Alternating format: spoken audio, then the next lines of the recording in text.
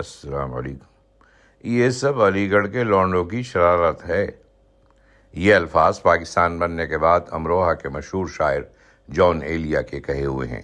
ان کا مطلب یہ تھا کہ علی گڑھ اور عثمانیہ کالج کے گریجویٹ اور پرجوش نوجوان لڑکوں نے پاکستان موومنٹ چلائی اور پاکستان بنوایا۔ پاکستان بنا تو مہاجروں کے لٹے پٹے قافلوں نے کراچی کا رخ کیا۔ ایک وقت تھا جب یہ عروس البلاد کراچی لسبیلا کے پل سے ادھر ہی ختم ہو جاتا تھا اور خاصی چوڑی اور جوش و خروش سے جھاگ اڑاتی لیاری ندی کراچی کے باسیوں کے لیے حد آخر تھی، جہاں لوگ اکثر پنسیاں ڈالے سگریٹ کے مرغولے اڑاتے ہوئے مچھلیوں کا شکار کرتے نظر آتے تھے۔ لیاری ندی کے اس پار دور تلک لق و دق سنسان علاقہ تھا، جس میں جنگلات تھے اور جہاں سانپ، گیدڑ اور لومڑیوں کے علاوہ دوسرے جنگلی جانوروں کا بسیرا تھا۔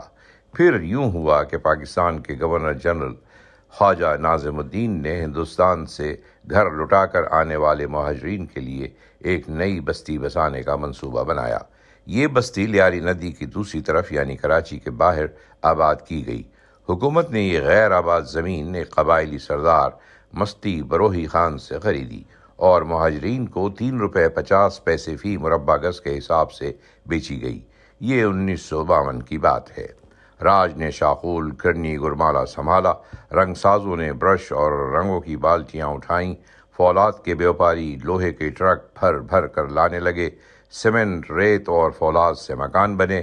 مہاجرین کی پہلی نسل کے مردوں نے مکان بنا کر اپنا فرض پورا کیا اور یو پی کی سگڑ بیویوں نے ان مکانوں کو گھر بنا دیا۔ صحنچے، دالان، برآمدے گملوں سے اٹ گئے، باہر گھاس کے تختوں کے پاس کیاریاں بوگنویلیا، رات کی رانی اور عشق پیچا کے پھولوں سے سج گئیں۔ گھر کے پچھواڑے میں کدو، لوبیا اور سیم کی بیلوں نے دیواروں کو ڈھک دیا۔ ٹماٹر، میتھی، ہرے دھنیے اور پودینے کے ہرے بھرے پودوں کی مہک سے باورچی خانے مہکنے لگے۔ کسی نے اپنے گھر پر نشیمن لکھوایا، کسی نے کہکشاں، کوئی کاشانہ بطول لکھوا کر شاد ہوا اور کوئی مصطفیٰ منزل پر قانع ہو گیا۔ یہ سارے نام ان کے ماضی کا دین تھے اور ان گھروں کی یادآوری تھے جو مہاجرین ہندوستان میں اپنے پیچھے چھوڑ آئے تھے۔ یہ صرف ان کے ماضی سے جڑی یادوں کو خراج تحسین ہی نہ تھا، بلکہ نئی سرزمین میں اپنی ذاتی ملکیت کے احساس کا اطمینان بخش اظہار بھی تھا۔ دیکھتے ہی دیکھتے ناظم آباد کراچی کے ایلیٹس یا اشرافیہ کی محبوب بستی بن گیا۔ یہ تو دنیا کے سبھی لوگ جانتے ہیں کہ کراچی کے نہایت ذہین، فتین اور باصلاحیت لوگوں کو ناظم آباد میں رہنے کا شرف حاصل رہا ہے۔ 1950 سے 1970 تک ناظم آباد انٹلیکچوئلز کی رہائش گاہ اور کلچرل ایکٹیویٹیز کا گڑھ تھا۔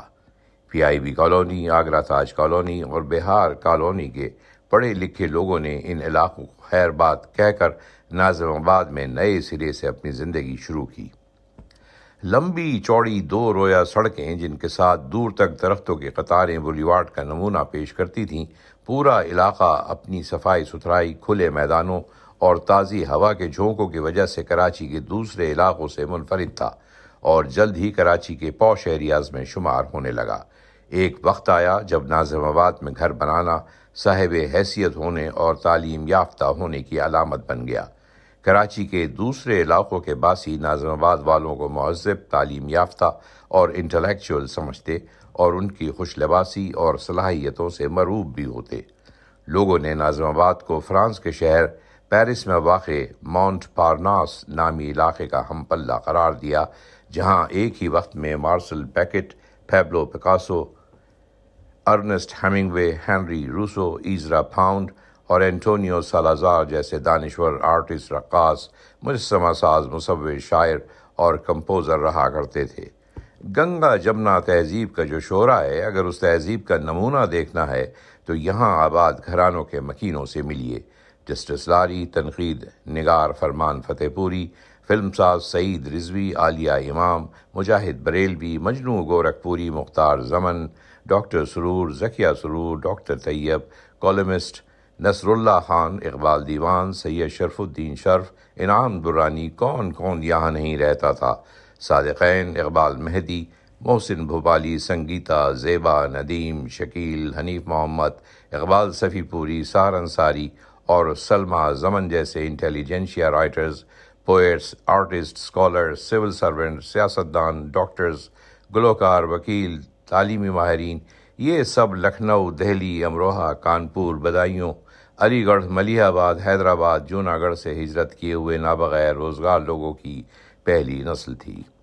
سر سید گرلز کالج، ناظم آباد school, Nazimabad college, Usmania college, happy dale school, Khan Sahib کا پریمیئر کالج، حورانی صاحب کا city college, Abdullah college, Rabia Zubairi کا Karachi school of art and craft, Wustania school کے علاوہ لڑکیوں اور بچوں کی لاتعداد نرسریاں اور اسکول کھلے اور کراچی کے دوسرے علاقوں کے قدیم اور معتبر تعلیمی اداروں سے ٹکر لینے لگے۔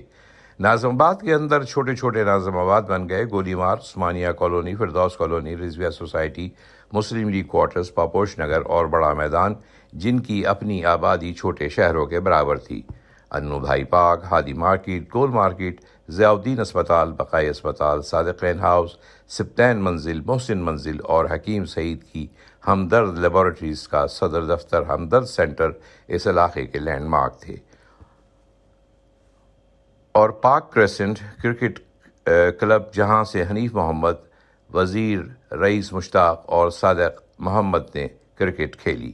ظہیر عباس اور آصف اقبال اس کلب سے کھیل کر فخر محسوس کرتے تھے۔ صلاح الدین سلو اور انتخاب عالم نیشنل کرکٹ کلب کے قریب رہتے تھے، جبکہ رضویہ سوسائٹی کی ٹیم ڈائمنڈ کرکٹ کلب کا مشہور سپن بالر محمود الحسن تھا۔ آغا جوس ہاؤس، امبالہ سویٹ، ملا حلوائی، کیفے ذائقہ، الحسن کافی ہاؤس اور کیفے وزیر کے خوش ذائقہ کھانے دلی اور اودھ کے کھانوں اور مٹھائیوں کو مات دیتے تھے۔ کیفے وزیر، جو دن میں 22 گھنٹے کھلا رہتا تھا، ایک آنے کی چائے اور ₹1.50 کا چکن ٹکا اور 4 آنے کی نہاری دیتا تھا۔ ایک پیالی چائے کے عوض آپ اپنے دوستوں کے ساتھ 2 گھنٹے بیٹھ کر جمیل الدین عالی، عصمت چغتائی، کرشن چندر، جیلانی، بانو، جوش اور اداس نسلوں کے خالق عبداللہ حسین کے علاوہ رونا لیلا، ناہید اختر، خورشید انور، ندیم، وحید مراد اور شمیم آرا پر تبصرے اور بحث و مباحثہ کر سکتے تھے۔ ناظم آباد کلب اہل ناظم آباد کا ریلیکسیشن پوائنٹ تھا، اور پھر غالب لائبریری تھی جس میں 3000 سے زائد کتابیں تھیں اور جس کو حبیب بینک نے فیض احمد فیض اور مرزا ظفر الحسن کی کوششوں سے بنایا تھا۔ اس زمانے میں ادبی تقریبات کا مرکز تھی یہ لائبریری۔ فلمی تفریحات کے لیے ریلیکس سینما، نایاب cinema, Shalimar cinema, Liberty cinema تھا، جہاں شرفائے ناظم آباد اپنی فیملیز کے ساتھ فلم دیکھنے جاتے۔ میٹنی شوز میں گھریلو خواتین اور نوجوان لڑکیاں اس قدر جاتی تھی کہ ہاؤس فل ہو جاتا۔ لڑکیاں بالیاں اپنی پڑوس اور کالج کی سہیلیوں کے ساتھ بے خطر فلمیں دیکھتی، مگر کبھی کسی قسم کی بےہودگی یا خواتین کے ساتھ بدسلوکی کی شکایت سننے میں نہیں آئی۔ ان دنوں گرمیوں میں گھر کے دالان، صحن اور چھتوں پر سونے کا رواج تھا۔ کھڑکیاں کھلی رکھی جاتی تھیں جن سے فراٹے بھرتی ہوئی ہوا پورے گھر کو فیضیاب کرتی تھی۔ چوری چکاری، اسٹریٹ کرائمز، ڈاکے، کلاشنکوف جیسی چیزوں کا نہ ڈر تھا اور نہ کوئی تصور تھا۔ پھر محرم آتا تو زید بخاری اور رشید ترابی کی مجلسوں اور شہدائے کربلا کے اذکار سے ناظم آباد کی گلیوں میں سوگواروں کے جم گھٹے لگ جاتے، سبیلیں لگتیں، لڑکے لڑکیاں سیاہ لباس پہنے ایک گھر سے دوسرے گھر مجالس میں شریک ہونے جاتے، اور مجال ہے کوئی شیعہ سنی کے اختلاف کی بات بھی سنی گئی ہو۔ چراغوں کا دھواں ہو گئے ہیں، وہ زمانے رفتگاں ہو گئے ہیں۔ آج یہ سب باتیں خواب سا لگتی ہیں، مگر جو لوگ ان سنہرے برسوں میں ناظم آباد کی اس گولڈن لائف کا حصہ رہے ہیں، وہ آج بھی ایک ٹھنڈی سانس بھر کر اس یادگار دور کو یاد کرتے ہیں اور کہتے ہیں، قصہ ناظم آباد مرحوم کا اے دوست نہ چھیڑ۔ اللہ حافظ۔